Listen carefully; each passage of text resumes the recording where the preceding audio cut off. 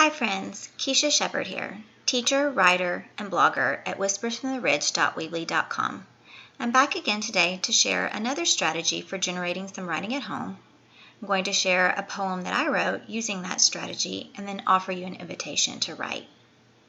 One of the strategies that I often use, and many writers use this strategy, is to think about big ideas.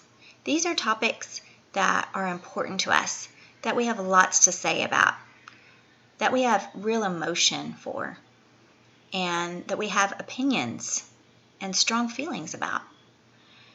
So one of these big emotions, big topics for me is peace. And I've been thinking about that a lot lately with our situation that we're in as a world right now and coming together in peace and harmony as one community. I love this quote by Franklin D. Roosevelt. It says, "If civilization is to survive, we must cultivate the science of human relationships, the ability of all peoples, of all kinds, to live together in the same world at peace." I love that quote, and it really speaks to me. And so in my notebook, I just began to write all of the thinking behind that quote and this idea of peace, especially now for us in our communities. I'd like to share my poem called A Home for Peace.